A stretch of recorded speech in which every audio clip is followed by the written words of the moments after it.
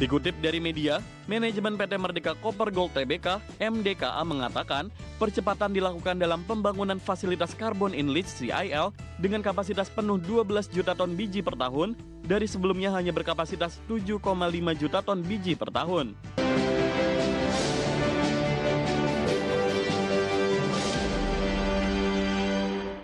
Informasi emiten pemirsa di mana PT Merdeka Copper Gold Tbk atau MDKA memutuskan mempercepat pengembangan tambang emas Pani di bawah naungan PT Merdeka Gold Resources Tbk atau emas. Keputusan ini diambil di tengah tren harga emas global yang terus menguat sejak tahun lalu dan diproyeksikan akan tetap positif.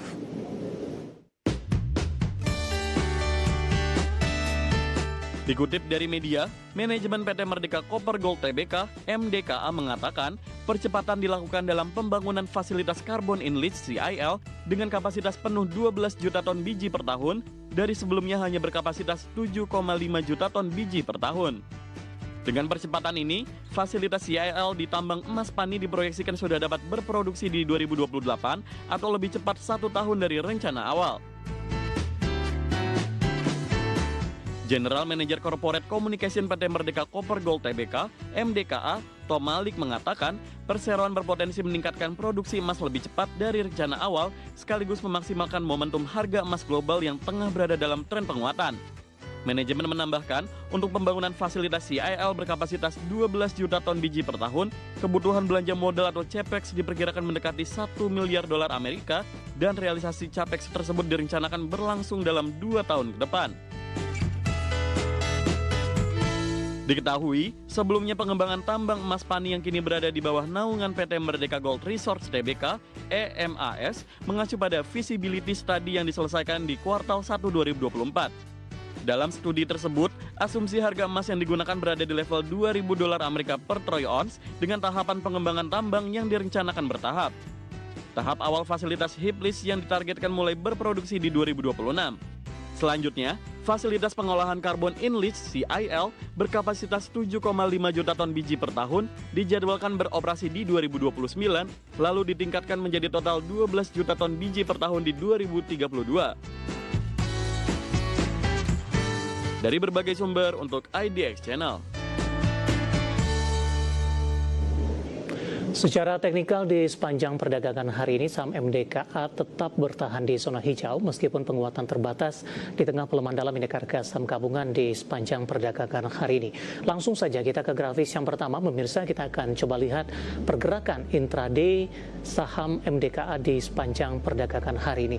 Dapat Anda saksikan grafis di layar televisi Anda dibuka di sesi pertama pada pagi tadi di zona hijau di 3.750 pada pukul 11 langsung mengalami penguatan signifikan hingga ke 3.900. Di penutupan penguatan terbatas di 3840.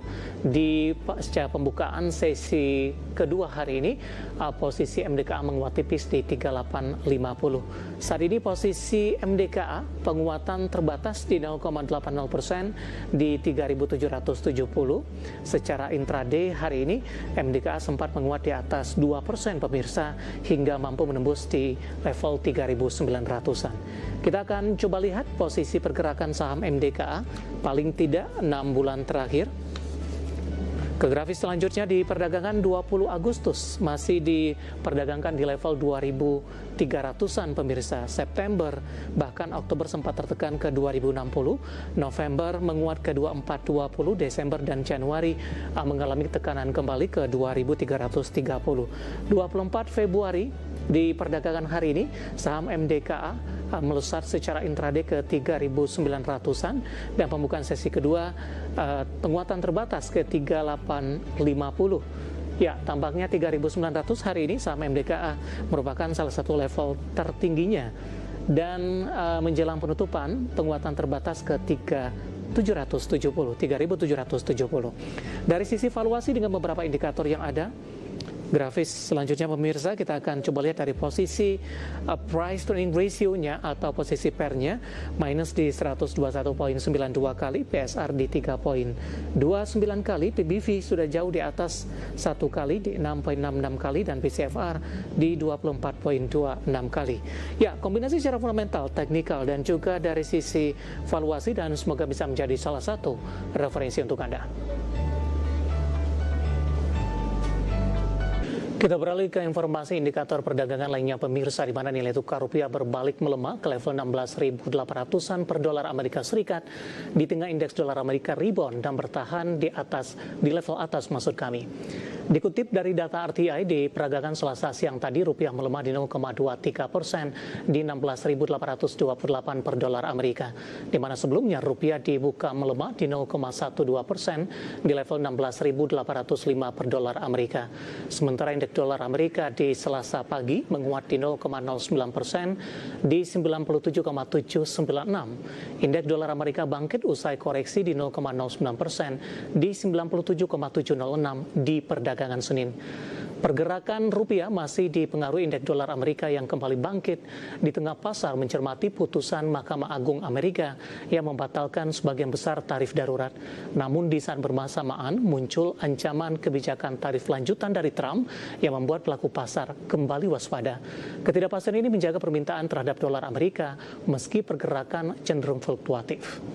Kita akan update seperti apa pergerakan nilai tukar rupiah terhadap sejumlah mata uang utama berikut ini. Dapat Anda saksikan grafis di layar televisi Anda pemirsa.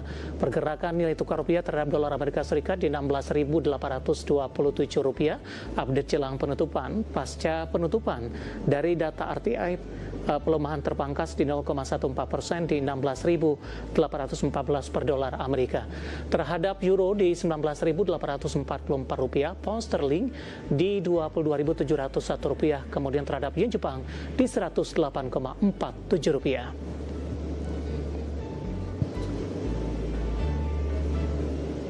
Komoditas harga emas terkoreksi setelah menyentuh level tertinggi 3 pekan. Harga batubara melanjutkan tren negatif dengan melemah dalam 3 hari beruntun. Sementara harga minyak bergerak tipis di tengah ancaman tarif 15% Presiden Amerika Serikat Donald Trump.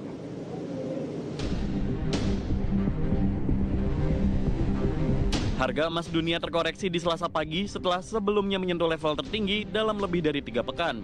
Penguatan dolar Amerika Serikat menjadi faktor utama yang menekan harga logam mulia meski ketidakpastian tarif Amerika dan ketegangan Washington-Iran masih membayangi pasar.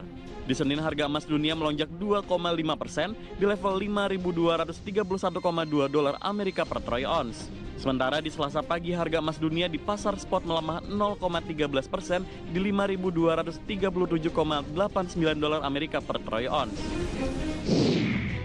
Harga batu bara masih tertekan dan melanjutkan tren negatif selama 3 hari beruntun.